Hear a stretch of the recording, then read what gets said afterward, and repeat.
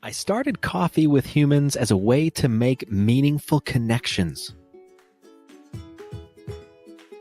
See, I believe when people on individual journeys cross paths, real good can come from that. And in that sacred moment, we have the opportunity to do three things: name reality and describe the future we want. Destroy things for our good by moving on from that which no longer serves us. Create or recreate ourselves, moving us to the reality we describe. That's the essence of Coffee with Humans, making the world a better place. One conversation at a time. Well, good morning. We are live here with my friend Sean. I'm going to say Weisbrot. That's the correct American pronunciation. Yes. Okay. What is it? What's the real? What's the pronunciation you prefer? Well, so I use this pronunciation with people that are outside of America, mostly Europeans, and it's actually German. So the pronunciation would be Weisbrot. Weisbrot. Brot. Brot. Kind of. So the translation to English actually means white bread, and what this most likely means is that my ancestors were bakers. That's awesome. Plus, yeah, it reminds me of what was the rapper, like a rapper name? White bread. That would be your rapper name. Okay. I don't know what my rapper name would be. I know my stripper name. Okay, what would your stripper name be? I'll bite. You ever done that one? It's your what is it, the animal that you had when you were growing up and the street name that you grew up on. I don't remember the name of the street, and I think it was a number. Miami used to use numbers, not names. Oh man. So I'd be like fish 119. That's like, that would be my stripper name, I guess. That's awesome. Mine is Snooky Chatsworth. Okay. That sounds interesting. Yeah. I think that a lot of people would be very confused when they entered if they saw the name on the marquee and they went inside to see you, they would be confused probably. Maybe. I don't think I look like a Snooky Chatsworth, but no, that's what I'm saying. In drag, maybe. Maybe with a little bit more, maybe like dreadlocks. I think you need dreadlocks to pull that off. That would be interesting. I have had no hair for a long time though. My hair started falling out in my late 20s. R.I.P. I'm sorry. I know. It was epic too. I was in a, well, it wasn't epic. I mean, the hair doesn't fall out epically. Very slowly, it starts to ask you this question of, where do you want to go today? Because I'm not going in the same direction. Yes, each hair as it falls out questions your pride. I was standing in a lake, and I was, if you can imagine it, I was coming up out of the lake, and I ran my hands through my hair, and I was like, and I looked at my hands, and I was like, oh my gosh, the hair is falling out, and I was very concerned. And I went up to my family and I think my parents too, and because we were on family vacation, and I was like, guys, I think there might be something wrong, like in the lake or something. My hair is falling out, and they were like, you didn't know? I was like, what are you talking about? Like, yeah, your hair has been thinning. It's kind of thinning up top and in the back. And I was like, are you kidding me? They're like, it's been doing that. I was like, oh no. And then it just kind of proceeded that way. It was like, I go through periods of time where there was, that wouldn't happen. And then all of a sudden hair would kind of come out. Yeah. I've heard that it either happens like early 20s, mid 40s, or probably never, if so, like maybe late 70s, early 80s, something like that. So it's really hard to tell, but you have to look at your parents. So if your father or your grandparents or I mean, hopefully your grandmother has hair, but if like your grandfather's had hair, then chances are you're okay. Like my dad's 63 and he's always had a full head of hair. And I never met his father. His father died a long time ago before I was born. Um, my mom's father's been bald, but thankfully I didn't get his genes. So Hmm. I've come from so what is it? It's on the father's side, you said? Or is it the I mother's mean, side? it doesn't really. Okay. I think it could be either one, really. I think I just got lucky. I take after my dad's side a bit more. No, that's good. My mom's side is all really short and I like my they're mom's side yeah. is extremely hairy. Like like Like Amazonian hairy well, women. my brother this is live. My brother's very hairy. Like Amazonian, It's all right. like an We're Amazonian all. woman, I think that's what you said. If I were to let my chest hair grow out like I did when I was in high school, it would be Yeah. like this long. It's crazy. My Oh, do whole you shave family it is down? also You trim it? yeah. I Yeah, there's no started way doing I that. can't. I started doing that, but it gets so wiry that sometimes like it sticks through Just my keep shirt. shaving it. Just keep shaving it. Well, now I am. I'm just like keep on. It's not totally. It's this is a weird conversation. You drug me into Hey this. man, this is your show. I'm just having a good time here. You're like, why is this happening? So tell me, where are No, you located? look, I'm outside Chicago. I'm in Vietnam. Are you really? Yeah, I'm in Ho Chi Minh City. Some people call it Ho Chi Minh City. I call it Saigon. I don't really like to promote communism, and Ho Chi Minh was the name of the communist leader, so I just call it Saigon. Figure Oh, I'll just skip wow. over all that history part. That's cool. How long have you been there? I've been in Saigon for 3 years, and I was in mainland China for 10 years before that. Wow. But clearly you're not Chinese or Nope, Vietnamese. I am white. White as you can get. I am pale white. Yeah. Well, Although I think you may be more pale than me. the camera's putting a Yeah. nice tan on your face.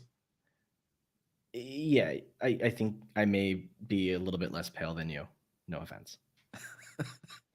I think it's the But it's I like think it's my winter in camera. Chicago. Here, I'm going to put That's this winter over in here and you're Chicago. going to see I get No, you're still.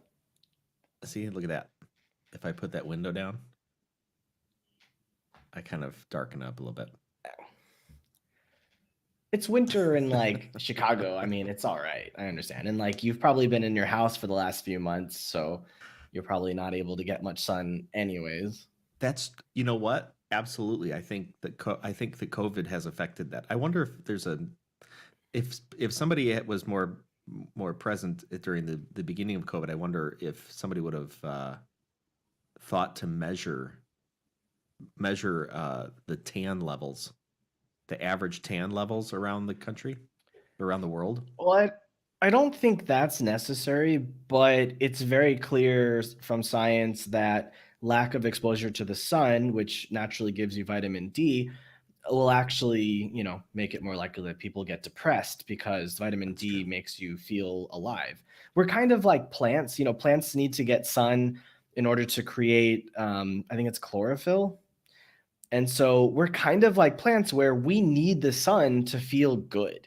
And if we go for long periods of time without getting sunlight, we'll like go nuts almost. We'll just be That's like, true. rah. And so, these lockdowns are really bad for everybody because it's not helping mental health. It's a lot of bad. I'm not for or against lockdowns. But I am curious as to who the hell came up with the name lockdown because it sounds like we're just putting you in jail. You're all just on house arrest, you know? They were going to call it waterboarding, but that was already taken. Hmm. No, Yeah, that too wouldn't soon. have sounded good. That wouldn't have sounded good, no. No, see, I agree with you. Vitamin D is necessary. Vitamin D also is necessary for immune systems. So lack of vitamin Yeah. D will cause immune system issues. Which is why there's such a massive surge in people getting infected because their immune systems are disrupted. Maybe. Plus the it's certainly rioting and all of the other stupid shit that Americans are doing right now. it's a contributing factor for sure. Yeah. Vitamin. In fact, Yeah. for those of us in the northern hemisphere who tend to be locked down during the winter because it is friggin' cold outside, our vitamin D levels drop precipitously, and that's a contributing factor to us getting sick and having flu and that type of stuff in the wintertime. It's And also to well having a studied. lot of kids. That's true. That I think that's a causation and effect problem to attribute Yes. lack of vitamin D to more children. No, I meant the being locked down in winter leads to more children being born en masse in like the summertime or That's fall time of the true. next year. That is very true. Yes. So you asked me before the show how many people watch this, which is a very Yeah. good question. In total, within the first week, there will probably be 200, 250 views ish, Okay. something like It's more that. than my show. Well, that's okay. This is a no judgment zone, a no shame. No, I'm saying like area. it's cool. Like it's more people than my shows, so like it's good. I like it. What's your show about? So I do an audio only podcast about entrepreneurship, and we talk a lot about mental health and self-awareness, meditation, just a lot of things that people don't really put together oftentimes, and that especially entrepreneurs really need help with because they're expected to go for years on end running these companies and growing them and trying to make profit for shareholders and all this, but nobody's really talking about how hard it is on them to keep doing that stuff, always being present, always being there for the team and for the investors, and being on doing media pushes, and all of this stuff is really draining emotionally.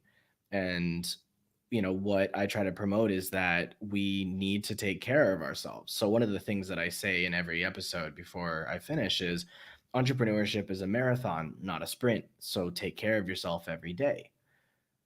And it's something that I very firmly believe in. My background, my education is in psychology, and I got into entrepreneurship about 7 years ago. And so the first almost 7 years of my post collegiate career was in education. So I spent a lot of time learning about people and social behavior and how they learn, and especially around languages and cross-cultural communications, things like that.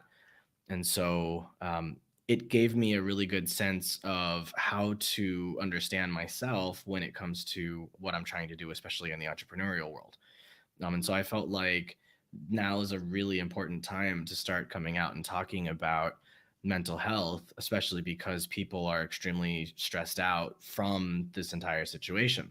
And so basically the goal is, hey, we know you are an entrepreneur. We know that entrepreneurship is sorely needed, and especially now. But just take care of yourself. Like, you need to learn how to take care of yourself. You need to establish daily routines that are meant to protect your mind and your body. You need to learn about nutrition and diet and exercise and psychology and things that you can do that just make you a happier person so that you can run this marathon. You can run this company for 5, 10, 15, 20 years. And so really it's just about trying to help people expand their mind. Wow, that's really great. So you said you started a company 7 years ago, or you've been an entrepreneur for 7 years, and you started recognizing that entrepreneurial journey and the need for, mental health care, or how would you phrase that? Would you say mental health care? Would you say, I think Mark Metry says brain health, Self-care? self care? I think the term self-care is all encompassing. I think the term mental health can be off-putting for some people just because they might feel ashamed, like, oh, my mind isn't strong. I need to, you know, do this or that to like, yeah, I think some people still have this macho identity that they need to just get rid of and realize that everybody needs help.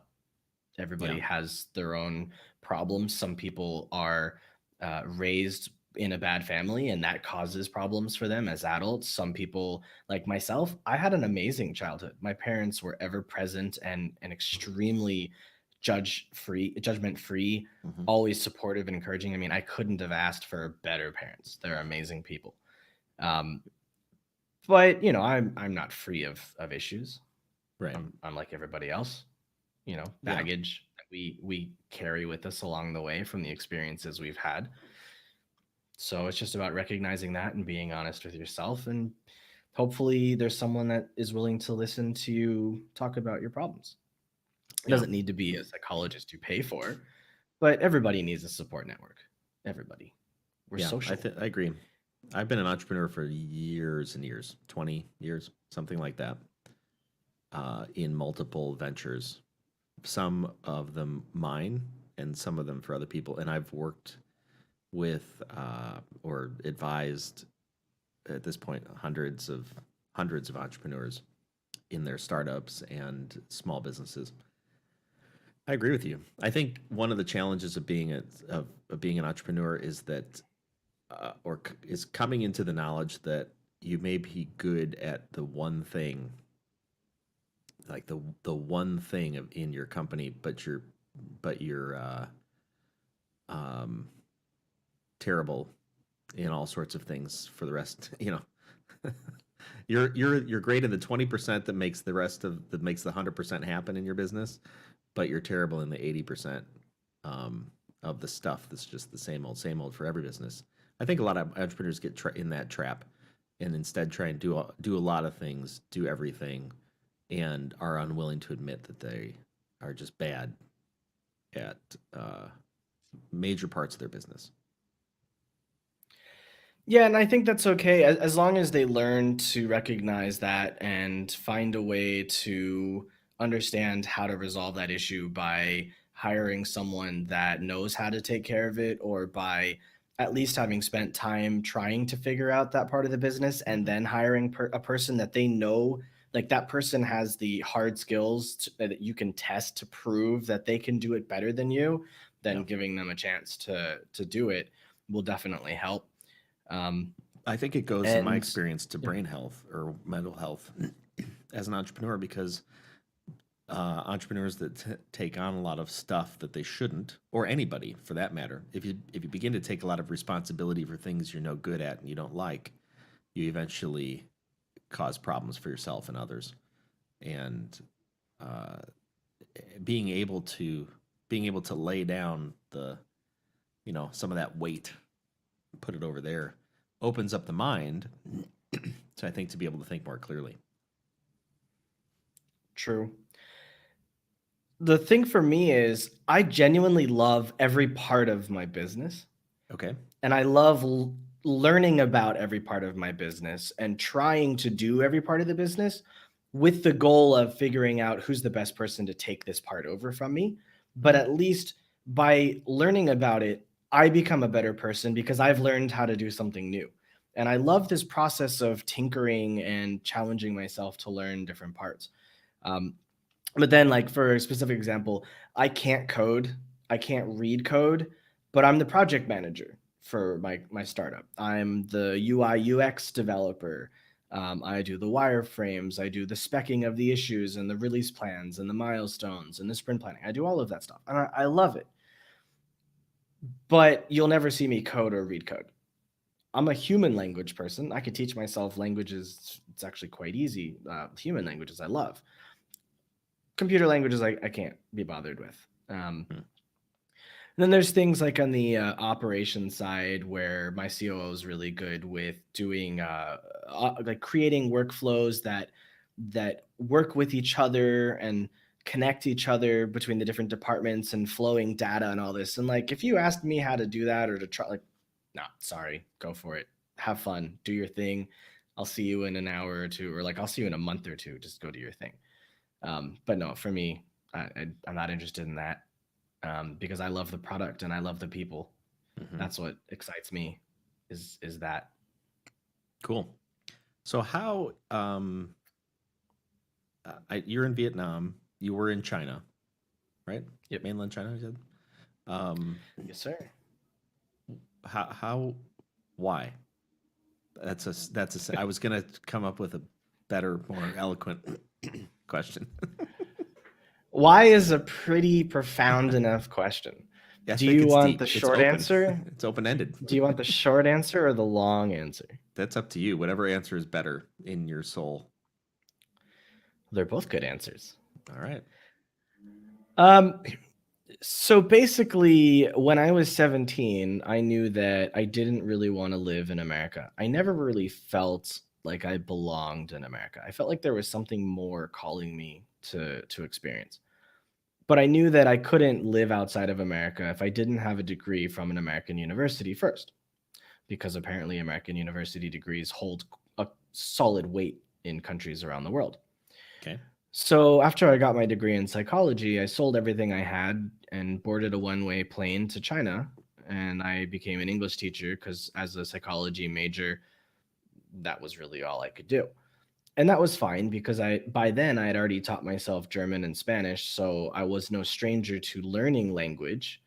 And so I felt like I was in the prime place to understand how, I learned about the psychology of the brain and the chemicals and um, you know how memories form, and so I understand a lot of that, and so it's quite easy to teach someone how to learn a language if you've taught yourself how to learn a language.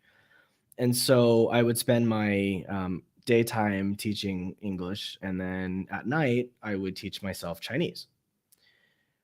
And so I'm kind of I skirted around the why. Sorry, let me go back a little bit. That's okay. You're So, on the long so, path.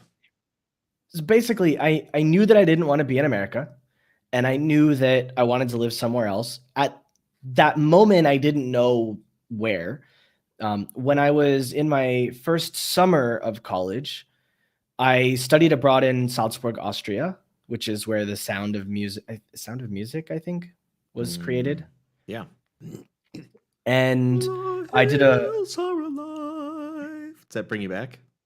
With the I sound never of actually saw it. music. Something like that. I never actually saw Early. it. Sorry. But I stayed with Okay. the host family, and I learned a little bit more German with them, and I learned about the politics of the European Union a bit and all that, and I traveled around Europe. The next year, I went to Israel for 2 weeks and came back. I went with my brother on a short trip, and then when I graduated, I went to China. In my senior year, I actually spent 6 months studying 60 different countries. I made a spreadsheet and I wrote down all the different metrics that I was interested in understanding because I was planning on picking a place that I might stay for a very long time. So I wanted to understand what's the right country for me. I picked Japan, not China, to be fair. Because Just bought the wrong it was ticket. no. So again, I wanted to go and be an English teacher. So I knew that Japan was a clean country, modern society, peaceful. There's not much crime. There's a respect for American products and American culture. And I loved anime and I loved travel. And so it seemed like it would be a good fit. Looking back on it, my understanding of Japan now, I am so glad I didn't live in Japan. I probably would have hated it. Anyways, that's an aside. So I wanted to apply to a program to teach English with the Japanese government in a public school in Japan. But the deadline was 2 days away from when I first actually found out about this specific program. They were like, oh, yeah, just wait another year and apply then. And I was like, I am not spending another year in America. I am sorry. So I chose to go to China because it was next door. And I figured I'll get to Japan somehow from there. And I never went. But that's a different story.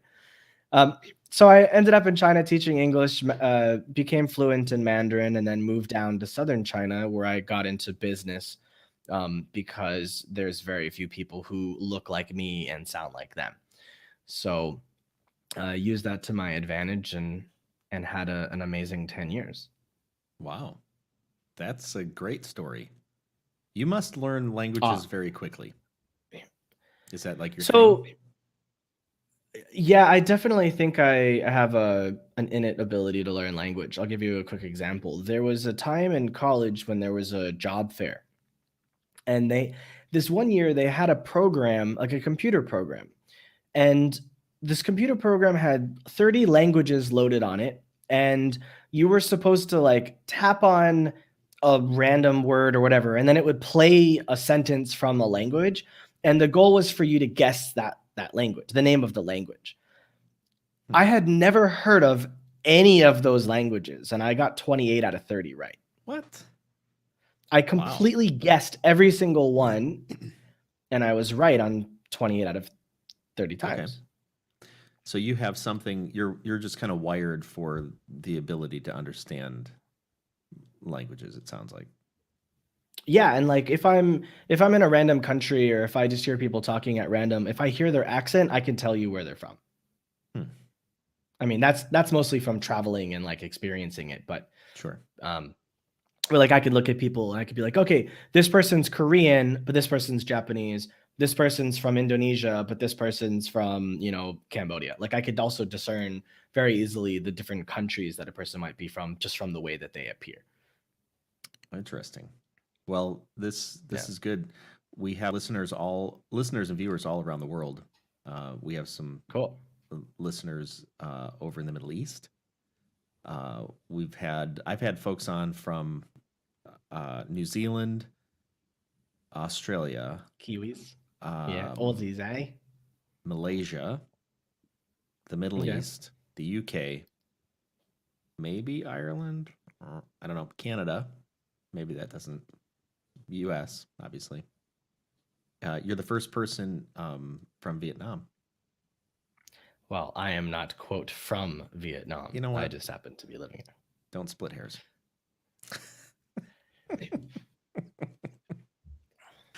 I'm in a particularly, so we're on opposite ends of the world, which I think is fascinating. I think it's absolutely fascinating that we can talk like this and joke around. You're getting tired probably because you're in the I'm good, man. You're in the evening, man. I'm good. I'm just getting going with too little sleep at 7 a.m. I have so much energy. I don't know how to use most of it, so don't worry. I'm good. Yeah. I look tired, but I'm all right. How do you use your energy? Well, what's your outlet? In the morning. So when I first wake up, I meditate for 30 minutes, and that kind of sets the stage for the day.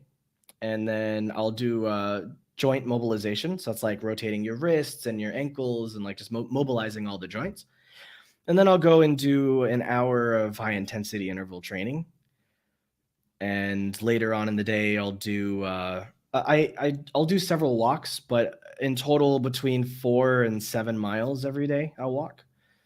Some days I'll do a second quick workout at the gym or like a bike ride for 30 to 60 minutes. But yeah, generally I just try to move because I'm fat. It's like I'm trying really hard to get rid of this fat.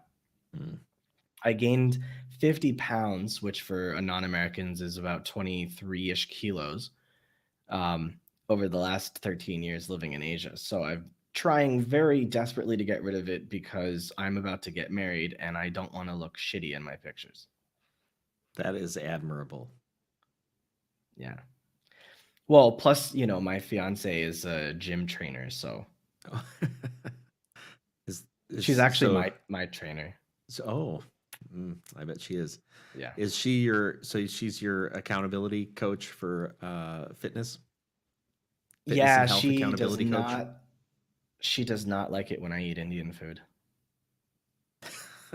I mean, like, if I order Indian food, like, I'm not getting rice or naan or anything like that. I'll just get like the potato, like fried potatoes or like a fried vegetable. I don't eat meat or anything. I'm mostly vegan, so. This fried. Sorry. So you that's my alarm that says it's 7:30. I don't know why it's going off. Hi, honey. Oh, wait a second. She can't hear you. Oh, darn it. Because I got my headphones on. Sorry, what were you gonna say? So you've proven the point that just being vegan does not make you healthy. Oh, I was fat before I went vegan. Did it help? Did it help you? Did you head in the right direction at It least? Or? helps. Yeah, I'm losing weight. It's helpful a lot more for mental clarity and for Mm, energy levels because when you eat meat, it actually messes with your blood. It kind of like cloudies up the blood, and it takes a lot of energy for you to process the meat because humans aren't really designed to eat meat the way we're eating it now. I can go into a little bit more the detail in a minute. quantities. Um, so right, if you look at most animals, they are plant eaters, and they may encounter meat sometimes once a month. Right? Humans, before we started industrial scale farming of animals with cows and all that, Mm-hmm. and these disgusting cages that they throw them in, things like that. Again, hunter gatherers, they subsisted mostly on nuts, seeds, berries. They subsisted on what they found. And if they were lucky, they found, a deer or something, and they'd kill it, and then they'd all share it for like a week or two. But we never had this all you can eat buffet of meat all day long every day. It's just not the way humans are designed. Yeah. And so, one, it's too many calories. So that's one of the reasons why we get heavy. But then because of the way that humans are not taking care of the well-being of these animals, they're stuffing them full of hormones, injecting them with all sorts of garbage. And that stuff is getting into us because it gets stuck in their meat. Mm-hmm. So it's not real animal meat anymore. So for me, part of it is this, it's just not healthy. Another part is we can tell pretty clearly that they have their own languages, their own societies. If like you take a calf away from a cow mother, she'll grieve. These are real Yeah. observable behaviors. Who the hell are we to take them away from each other, kill them, and eat them? I'm sorry, it's just not right. So yeah, I can't see myself eating animals. Yeah. No, I get it.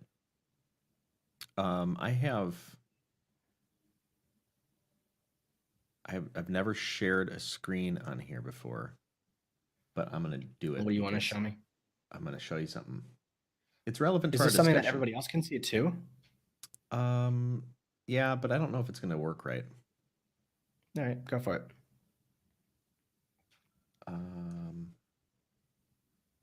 Oh boy. I know the conversation around eating animals is a very heated debate for a lot of people. I try not to talk about it. I try to just live my life peacefully. But you asked, so I figured I'd share. Well, great point. So yeah, I think just as a hold on, I'm gonna try and do this. I'm gonna open up preview in my Mac. I'm fumbling all around. I don't usually do this. I don't usually fumble around and make up stuff on the fly. Jason?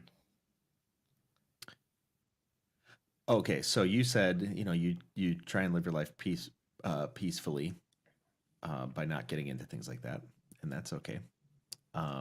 Yeah, this cancel culture in your country these days is just insane. It's so I try to just keep my mouth shut. I haven't lived in America in 13 years. My whole adult life has been in Asia. So, all right. So here's I'm going to share this screen, and then we can get back to what you're saying. So let's wrap this into here. Bow. Check that out. All right. So portion sizes. It's disgusting. Available when they first came out versus what they are today. So a beer was something like 6-7 ounces in 1976, and now portion size beer 40 ounces. Chocolate 40 ounces. How the hell do you get 40-ounce beer? I don't know. I don't make the rules. Crazy. I didn't make this infographic. I No, I know, I'm sure. took this infographic from a website and then put it on this screen. So That's just hamburgers, amazing. about 4 ounces, which is a serving size. If you think of a serving size of meat on the package, measured, it's 4 ounces of chicken, 4 ounces of beef or whatever, which is a manageable amount. However, when you get to a 6 ounces or an 8-ounce burger, and then you put 2 of them on there, that's when you run into an issue, or soda for that matter. Which, I mean, there's no redeemable qualities in soda, but Yeah, I don't drink soda. It's manageable at 6 ounces. It's much less manageable when the maximum serving size is something like 35 ounces or 34 ounces. Yeah, it's sickening. It is. It's not just that, but it's also in America you have high fructose corn syrup. Right. Where like if you look at a product like Coca-Cola, for example, mm-hmm. If you look at one that's sold in America versus one that's sold in basically every other country I've been to and checked the labels on, which is I've been to almost 40 countries at this point. America is the only country that I've seen that actually has high fructose corn syrup. This company is not allowed to use that chemical in basically every other country in the world. So why the hell is it in America? Yeah, that's a good Profit. point. What about fish? Megan, What one do of you our use as a listeners protein asks, what source? about fish and what do you use as a protein source? Because I'm trying to cut back my meat consumption as well. Sure. So thanks for the question, Megan. I appreciate the inquiry. I don't eat fish because, unfortunately, a lot of fish that comes from the ocean either has mercury in it. I can't tell you what the exposure levels are on an average fish, but it's something that mercury builds up in your body. It never leaves. So if you eat enough fish over your lifetime, you could have permanent damage, and it's just not something that I'm willing to do to my body. But on top of that, there's also microplastics in the ocean from all of the landfills and all the dumps that these companies do. So these fish will actually eat the microplastics and then we eat the fish. So as far as I'm concerned, fish are no better than any of the other animals out there. Whether or not they then have their own societies and things like that, I can't speak to that. But yeah, fish are nice to look at, but I wouldn't eat them. As far as a protein source, I have multiple protein sources. So I love to eat chickpeas and beans and quinoa. Those are all 3 fantastic sources. Any kind of vegetable that you're going to eat, any kind of nut, they all have proteins. And so, like, one of the things I'll do in the morning is I'll have about 35 grams of, so I'll weigh it out. I don't know ounces. Sorry, guys. I take 35 grams of almonds and 35 grams of cashews as the very first thing that I consume in the morning, along with about half a liter of water. And it's about an hour after I wake up. And the reason I do that is the fats start to help you with burning fat, right? So you're having this fantastic source of fats, and there is some protein in it as well. The water helps make it go down, get your body digesting and all that. So it is extremely possible to replace your meat with other sources of protein. And there's other things like peas. You can get like pea protein powder. There's all sorts of non-meat source protein powders and things you can mix into drinks that will help you. There's a documentary that you might be interested in, Megan, called The Game Changers. And I think it's on Netflix. I don't know. I don't have Netflix, but I think it can be found there. And they talk a lot about how it is possible to be an athlete and be a vegan. And there's a lot of people that they interview in the documentary that are like, I was a pretty good athlete before being a vegan. And then after I became a vegan, my life completely transformed and I became an amazing athlete and I won like all these things. So I'm not sure if you're an athlete. I obviously am not, but I do exercise quite frequently and aggressively in order to stay healthy. So I think you might enjoy that. I think anybody would enjoy that. And I think everybody should be open-minded and watch that documentary. The Game Changers? Yeah.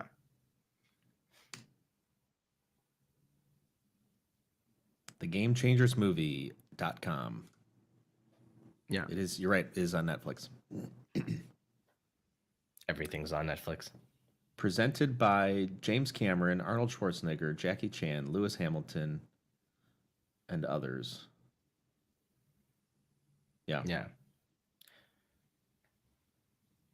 Well, I think this underscores something very, very interesting and important for our viewers. This is called Coffee with Humans. We talk with people all around the world.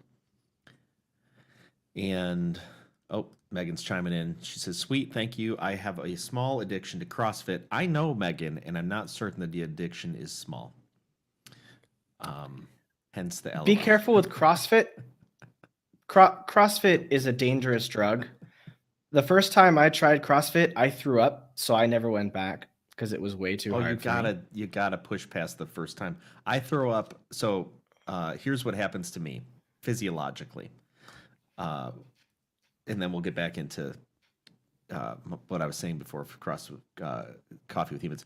So physiologically, for me, when my heart rate spikes, I tend to get like the feeling that I'm going to throw up. I never actually throw up. Not once have I actually thrown anything up. I just sit there in the corner and dry heave and make everybody uncomfortable. But that sounds horrific. It is pretty horrific. Only because I don't like to throw up. But who does?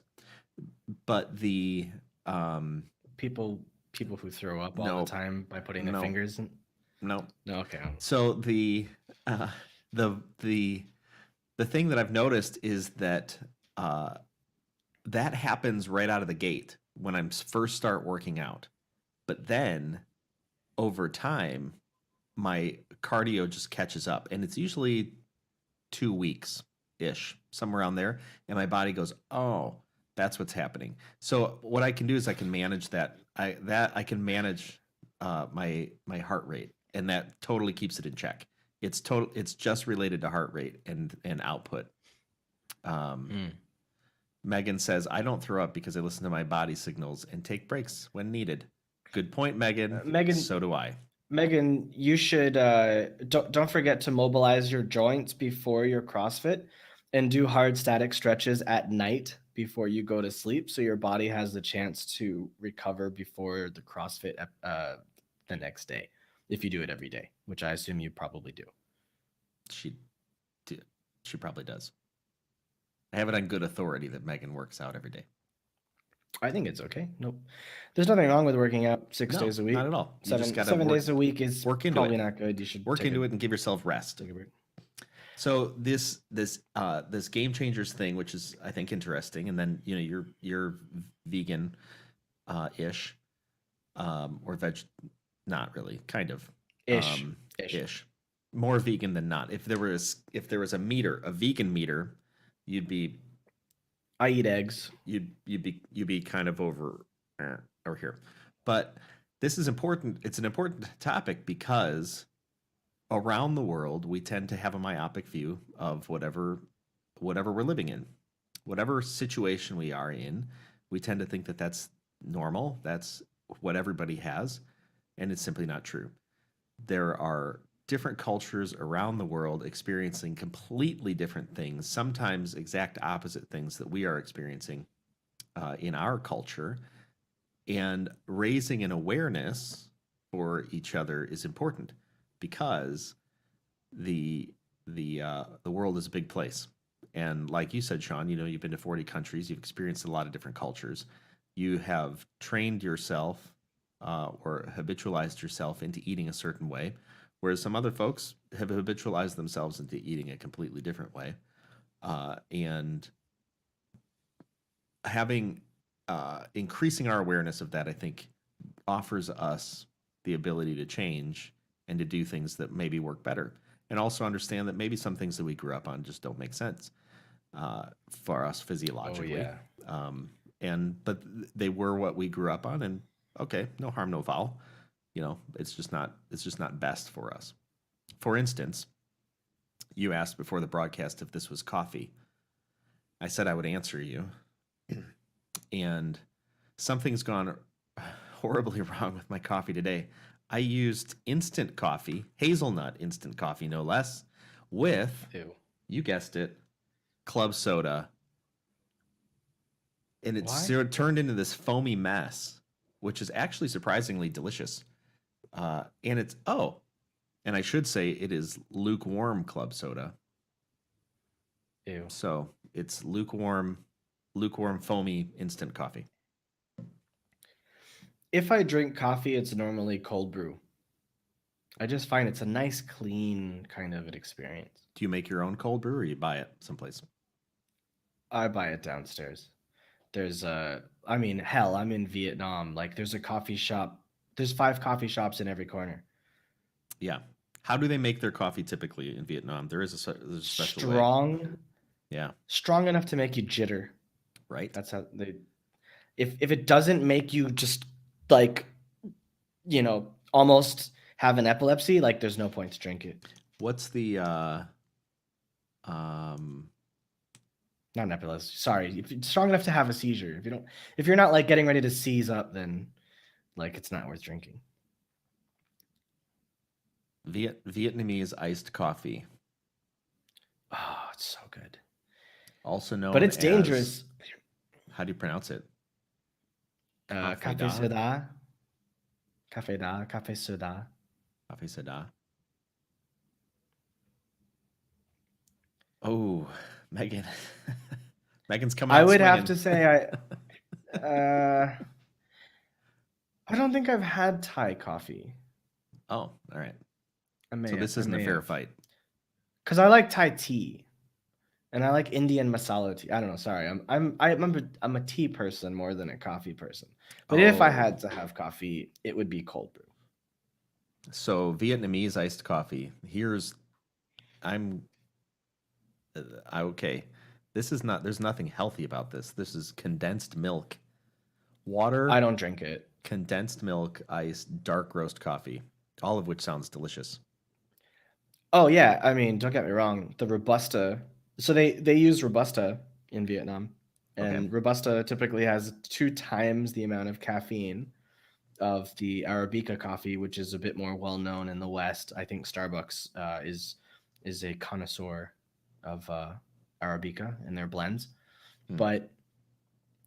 But yeah, no, Vietnamese culture is not healthy at all. There's nothing healthy about it. Interesting. Except for, the soup. Pho. Pho? Oh. I do love me some pho. Yeah. But, normally it accompanies beef or chicken or something like that. So I just leave it alone.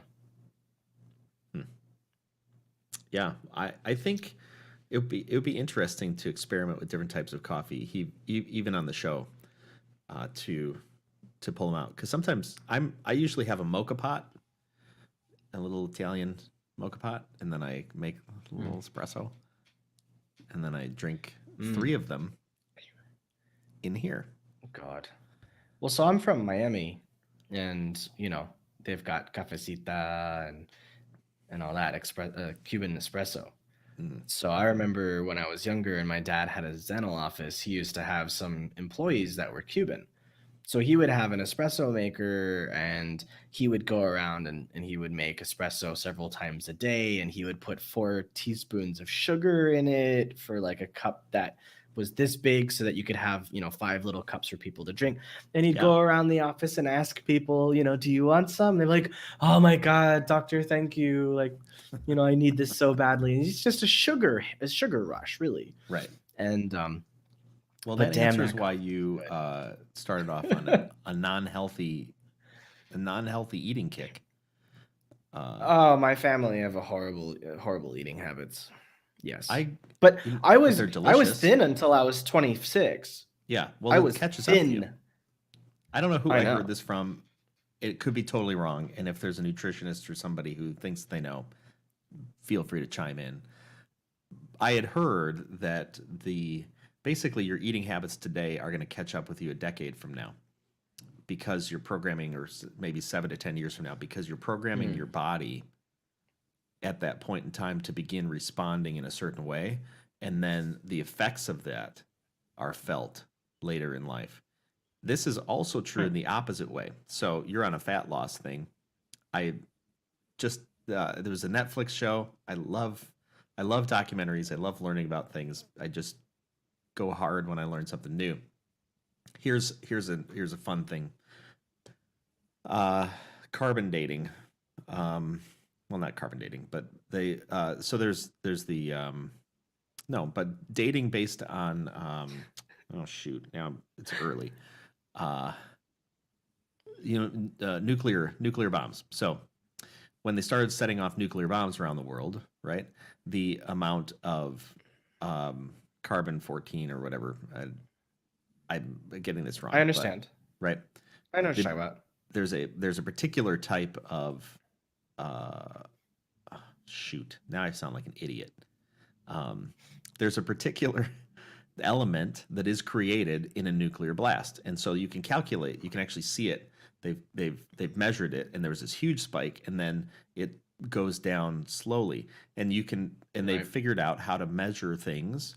Measure the content of that, right? In any cell. There's a problem with it too. Well, so basically every human has it in their body, and if we stop exploding nuclear bombs, we'll lose the ability to carbon date because the half-life will cause it to stop. Yeah. So here's totally. The interesting thing that I was looking at was there was a scientist who asked the question, when people lose weight, when they lose fat, do they lose the fat cells? And nobody had ever known. They never knew. And what they looked at was that using this, the nuclear bomb blasts and this measurement of this particular element in our bodies, they found that people who had lost weight, let's say you lost 50 pounds, they had the same concentration of this element in their body, because your body will decrease the size of the fat cells, but it does not remove them from the body. It will over time. It takes like 10 years for the fat cells to die off. Something like every 7 years, your body is refreshing itself. The cells turn over. It holds on to the fat cells in the chance that it needs them again, because it's easier to have them empty and not need them than to get rid of them and then build them up again. Yeah. So this works both ways. So whatever you're putting on today is gonna bear fruit. It's easier to pack on the fat, right? Because you've got those cells. Your body created the cells. You'll see the results of those 7 to 10 years from now. And then when you take off fat, you will find it easier to put on fat for 7 to 10 years. And then your body so interesting stuff. My fiance tells me all sorts of shit like this too. Oh man. Often. I mean, I she's such a nerd. I mean, I say it in the most loving way, because I'm also like that. I'm constantly learning about things all day, every day.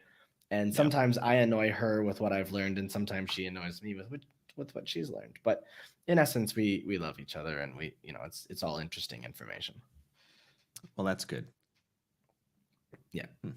So what I mean by annoy is like, I'm up at 5 a.m. and I'm reading by 6 o'clock, and she's not ready to think until 9.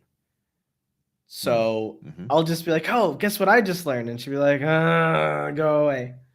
Leave me alone.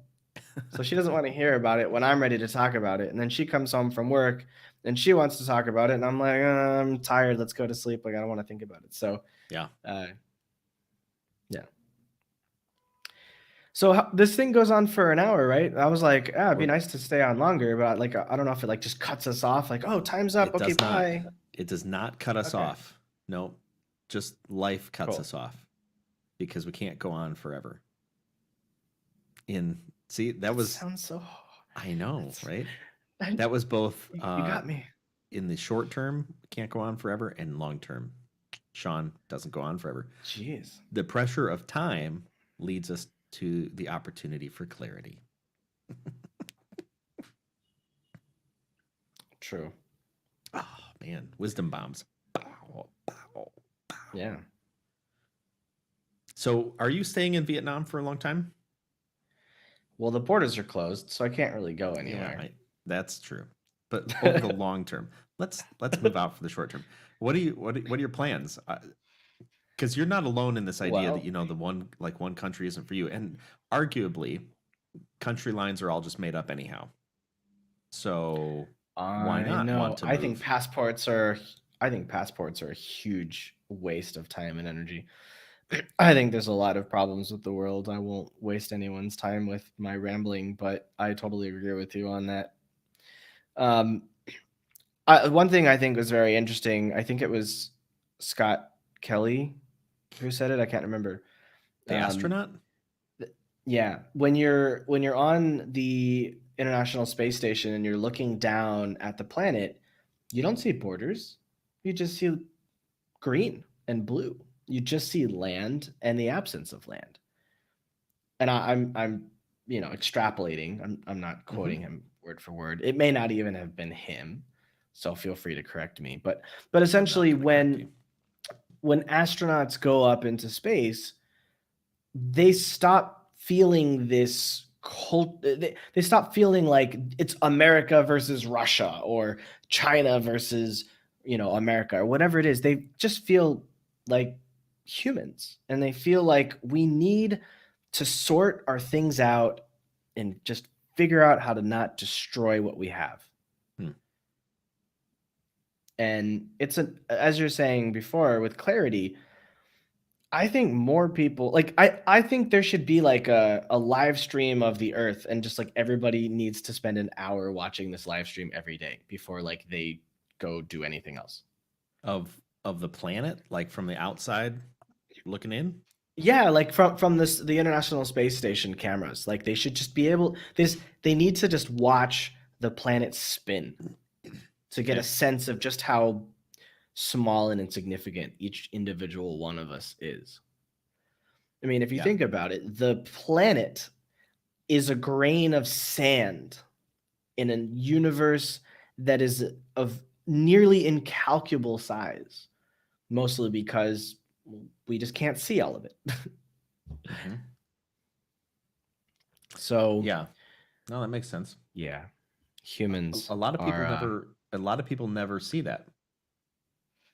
Um, that's the problem with humanity. People are too busy with the stuff that they can see and taste, and that's what the five senses are for. I can experience it, and therefore it has value to me in some way. so here's something interesting. I don't know what's going on here. Um, this is the current live stream on NASA.gov of the ISS. So I think it might be on the other. It might be in the dark side. That's possible. Well, I think it rotate. It does one. It does one revolution around the Earth in 90 minutes, I think. 90 minutes. Yep.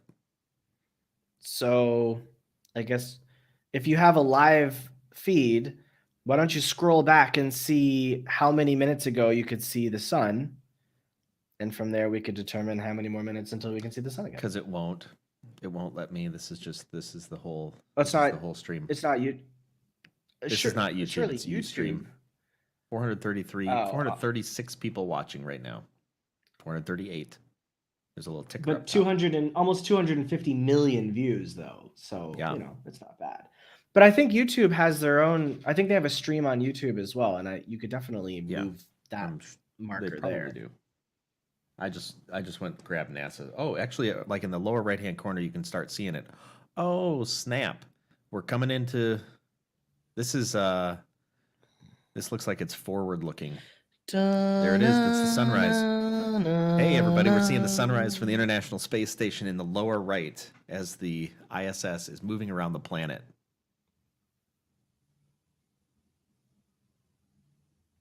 We should have some music on this.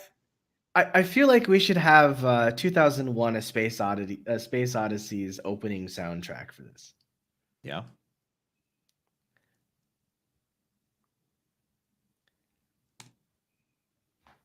I'm gonna get hit with they're not gonna like this at all. Who's not gonna like it? Oh, I guess because you're streaming on Facebook.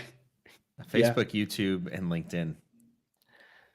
It's But fine. you I know don't what? care if this. I bet that goes live. might be.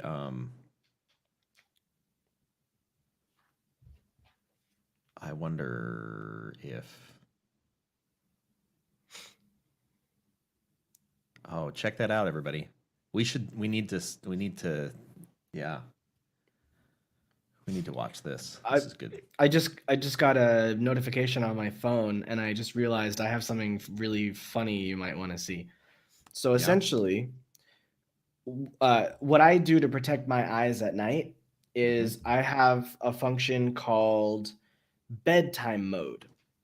And what it does is it puts my phone on black and white. Oh yeah. Mm-hmm. So, people complain about their eyes and, sleep being messed up because of the presence of this blue light. Mm-hmm. So I figured if I have no colors, then surely it won't affect my brain, right?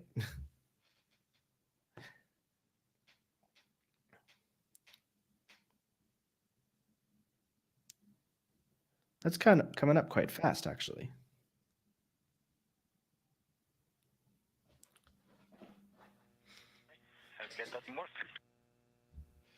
What's this?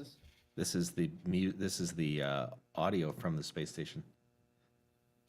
It'll drop in. They're kind of talking to each other right now. Okay. I can hear myself in your. Oh, you probably can't hear yourself. Hold on. I'll fix that. Or maybe I won't.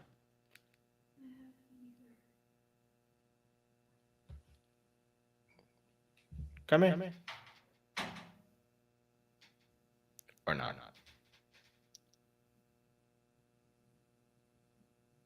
There it is. The space station. And yeah, you will be able to hear yourself. You'll probably hear a little bit of an echo for yourself. That's fine, as long as it doesn't affect anything else. Like if nobody else can hear it.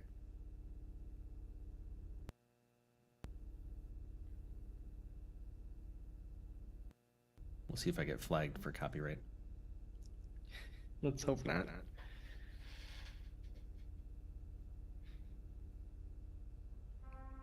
It's crazy how much money they put into that.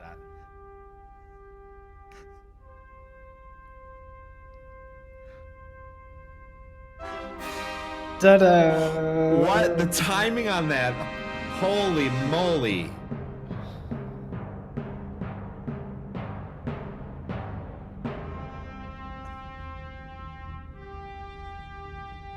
I didn't even mean to put that on there at that time. Wow. We've just made everybody's day.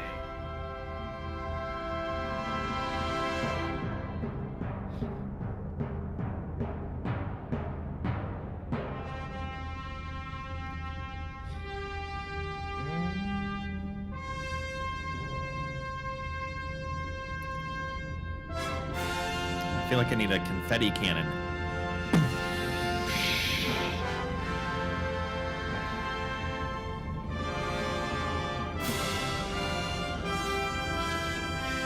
Hey, look, there's a curve. The planet isn't flat.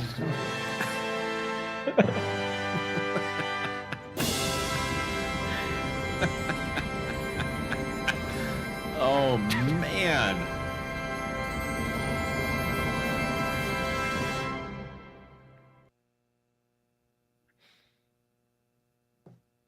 That's it. Song's over. That was it. It's done. That's oh, well, that was a great beginning to a Tuesday for me. Probably a great ending for Tuesday for you. Yeah, pretty good ending. My fiance just walked in. She's like, I think I have a fever. I'm like, all right, come here. And she's like, nope, close the door and locked. You weren't going to feel Okay. your head on the live stream. I wanted to, and she's like, yeah, no. Oh, that's all right. Well, sir. There's other Yeah. videos of the planet that are better where like you can actually see down. Yeah. This is a little bit different, so it doesn't get the same effect, unfortunately. That's true. That's true. But it was an epic sunrise with John Williams music. I'm gonna All remember right. that. For Well, the rest of my life. we're at the end of the allowable time for our viewers and listeners on Coffee with Humans. This has been fun, Fair Sean. enough. Yeah, This is great. it's been fun for me. Thank you so much Thanks. for joining me.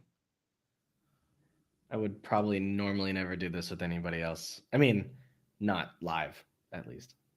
So It's pretty unique. yeah, definitely. I think you kind of just because like normally there's an agenda. Like we're gonna talk about a topic. Someone's gonna interview you, and this is kind of just like, hey, let's see what happens.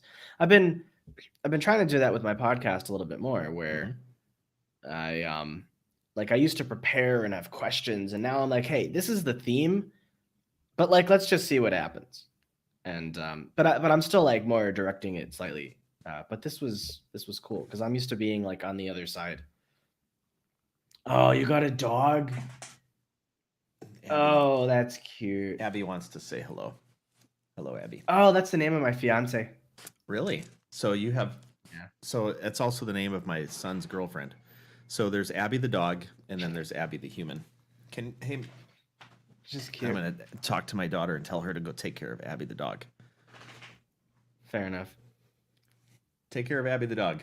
There we go. See? That was not effective. She's a teenager. No. Yeah, I figured. Yeah. Coffee with Humans. We talk about anything. The only rule is no sales calls. It's really just the opportunity for people to get to know each other and make the world a better place. What comes of that is unknown, other than I think that people can make the world a better place if they choose to. So that's what I'm out for, man. Well, if Megan lessens her meat consumption, then I think I've succeeded in my hour. All right. Well, there we go. Well, this has been Coffee with Humans. Sean, stick around for just a second. We're going to roll the ending video for all of our listeners, and I'll chat with you in just a minute. Thanks for being on.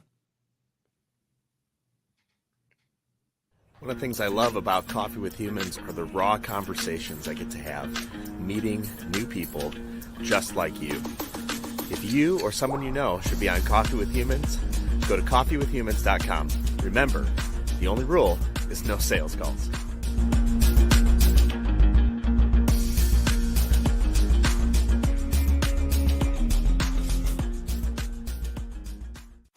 This has been Coffee with Humans. Subscribe to get updates or click to have coffee with me. coffeewithhumans.com.